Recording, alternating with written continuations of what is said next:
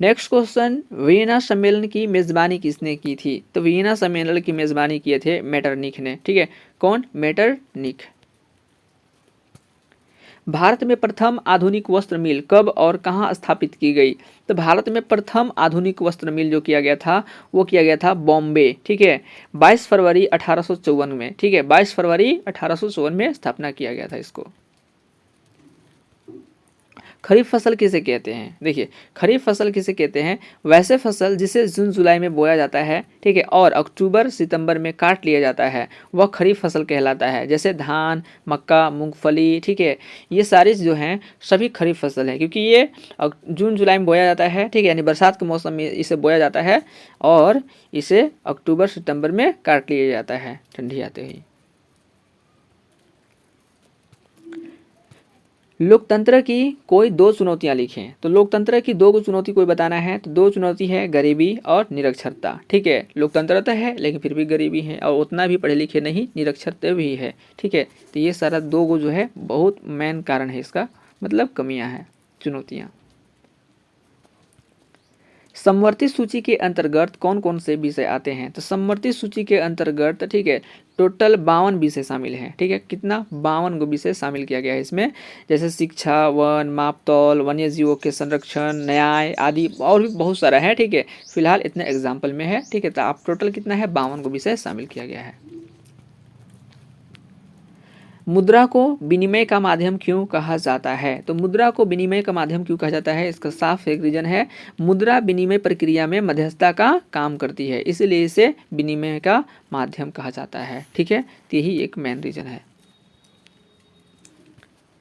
विदेशी निवेश से क्या तात्पर्य है? विदेशी निवेश मतलब क्या? ठीक है, देखिए, तो जब कोई कंपनी या एक देश का व्यक्ति दूसरे देश में, ठीक है, यानी एक कंपनी हो चाहे वो व्यक्ति हो, जब एक देश से दूसरे देश में, ठीक है, कंपनी की संपत्ति या स्वामित्व में हिस्सेदारी में निवेश करता है, ठीक है, किसी भी कंपनी की संपत्ति हो या उसमें हिस्सेदारी है उसमें निवेश करता है, तब उसे विदेशी निवेश कहते हैं। क्या कहते हैं? विदेशी निवेश। ठीक है,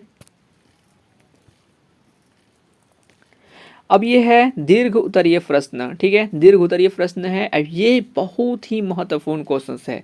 क्या है पहला क्वेश्चन? देखिए, वियतनाम के केवल 1/3 विद्यार्थी ही स्कूली पढ़ाई की परीक्षा सफलतापूर्वक पूरी कर पाते थे, व्याख्या करें। मतलब वियतनाम में जो थे विद्यार्थी थे उन लोग 1/3 बच्चे ही पास कर पाते थे, परीक्षा में सफल हो पाते थे, बाकी नहीं। ऐसा क्यों? कारण क्या था? तो देखिए यहाँ पे क्या कारण था। वियतनाम में शिक्षा काफ़ी महंगी थी, इसलिए गरीब अपने बच्चों को फीस देकर नहीं पढ़ा सकते थे। मतलब वियतनाम में जो शिक्षा था काफ़ी महंगा था, जिसका कारण से गरीब जो लोग होते थे वो अपने बच्चों को पैसा देकर नहीं पढ़ा सकते थे, और काफ़ी संख्या में वियतनामी छात्रों को परीक्षा में जानबूझकर फेल भी कर दिया जाता था। मतलब उन लोगों को जानबूझ करके फेल कर दिया जाता था। क्यों? इसका कारण आगे हम लोग देखेंगे। क्योंकि वे अगर पढ़ लिख जाते तो, ठीक है, उन्हें नौकरी देना पड़ जाता। ठीक है, मतलब वो पढ़ लिख जाते तो उनको नौकरी देना पड़ जाता और वह नौकरी मांगने लगते, इसलिए वहाँ के 1/3 ही स्कूली पढ़ाई सफलतापूर्वक कर पाते थे। मतलब वहाँ के जो नियम था, सरकार जो लोग थे, ठीक है, उन्हीं लोग नहीं पढ़ाना चाहते थे बच्चा लोगों को, क्योंकि अगर उन लोग पढ़ लिख जाएंगे तो उन लोगों को भी नौकरी देना पड़ेगा, सरकारी नौकरी देना पड़ेगा इस तरह से, और उन लोग भी आवाज़ उठाने लगेंगे। तो इसीलिए उन लोग ने वहाँ पे ऐसा होता था, जानबूझ करके उन लोगों को फेल कर दिया जाता था।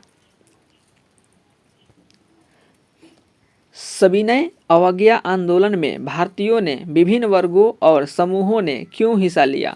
मतलब सविनय अवज्ञा आंदोलन था, इसमें भारत के विभिन्न वर्गों और समूहों ने हिस्सा लिया था। ऐसा क्या खास था, क्यों लिया था इन लोग, से समझना यहाँ पे पूछा गया है। देखिए, सविनय अवज्ञा आंदोलन में भारतीयों के विभिन्न वर्गों और समूहों ने हिस्सा लिया। ठीक है, कारण देखिए, कारण उन सबके लिए स्वराज के मायने अलग अलग थे। मतलब उन सभी ने अपने स्वराज के लिए भाग लिया था, अपने अपने फायदे के लिए, अपने अपने काम के लिए, और उन सब का स्वराज का मायना अलग अलग था। देखिए क्या था अलग अलग, सब बताते हैं आप लोगों को। ज़्यादातर व्यवसाय स्वराज, व्यवसाय मतलब जो कंपनी है, फैक्ट्री है, जो लोग बिजनेस करते हैं उन लोग, ठीक है, तो व्यवसाय स्वराज को एक ऐसे युग के सौपन देखते थे जहां कारोबार पर औपनिवेशिक पाबंदियां नहीं होगी। औपनिवेशिक पाबंदियां मतलब कोई भी दबाव नहीं होगा, जो पहले ही से दबदबा अपना बना चुके हैं, कंपनी वहाँ पे मतलब बिजनेस कर रहे हैं, तो वो छोटा जो व्यापारी होते हैं, जो छोटा नया से शुरू करना चाहते हैं, तो उनका ऊपर वो दबाव थोड़ा सा रहता है, उन लोग बनाते हैं, ठीक है। तो वो ना हो, कोई पाबंदी ना हो, और व्यापार व उद्योग निर्बाध ढंग से फल फूल सकेंगे, ठीक है।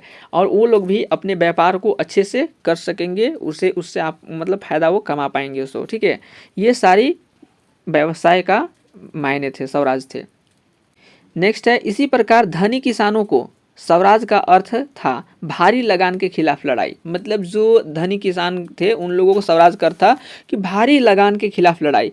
जैसे कि उस समय हुआ ये था कि सभी लोगों को, ठीक है, भारी कर देना पड़ता था, तो कर देना पड़ता था, हमारा टैक्स देना पड़ता था, तो उन लोग चाहते थे कि हम लोगों को टैक्स देना ना पड़े, इसीलिए उन लोगों ने इसी के कारण से उस आंदोलन में भाग लिया था। महिलाओं के लिए स्वराज का अर्थ था, मतलब महिलाओं की भाग लिए थे वो था सो, ठीक है।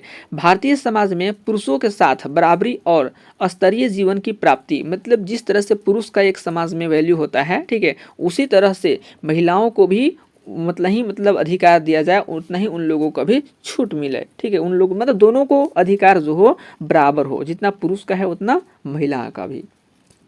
अगला था, गरीब किसान स्वराज को एक ऐसे समय के रूप में देखते थे जब उनके पास से उनकी ज़मीन होगी, उन्हें ज़मीन का किराया नहीं देना होगा। मतलब गरीब किसान होते थे, उन लोग भाग लिए थे, क्यों? क्योंकि उन लोगों को ज़मीन का किराया देना पड़ता था, उन लोग चाहते थे कि अपना हमारा भी मतलब अपना ज़मीन हो, ठीक है। इन्हीं कारण से ये सारी लोगों ने सभी ने अवज्ञा आंदोलन में भाग लिया था। मुंबई की बहुत सारी फिल्में शहर से बाहर से आने वाले ज़िंदगी पर आधारित क्यों होती थी? मतलब जो भी मुंबई में बनती थी फिल्म, वो सब मुंबई से बाहर से लोग आने वाले की ज़िंदगी पर आधारित बनता था फिल्म। ऐसा क्यों होता था? तो ऐसा क्यों, देखिए, बम्बई की फिल्म इंडस्ट्री में काम करने वाले ज़्यादातर लोग बाहर से पलायन करके आए थे, मतलब बाहर से लोग आए थे, वहाँ के रहने वाले नहीं थे, इसलिए वे उन अप्रवासियों की समस्याओं को बेहतर ढंग से समझते थे।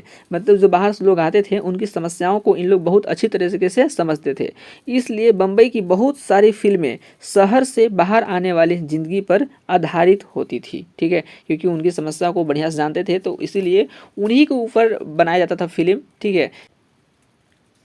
ये बहुत ही भयानक, बहुत ही ऐसा क्वेश्चन है ये भी। पहले विश्व युद्ध के समय भारत का औद्योगिक उत्पादन क्यों बढ़ा? देखिए, पहला विश्व युद्ध के समय भारत की औद्योगिक उत्पादन बढ़ा था, ठीक है। तो देखिए कैसे।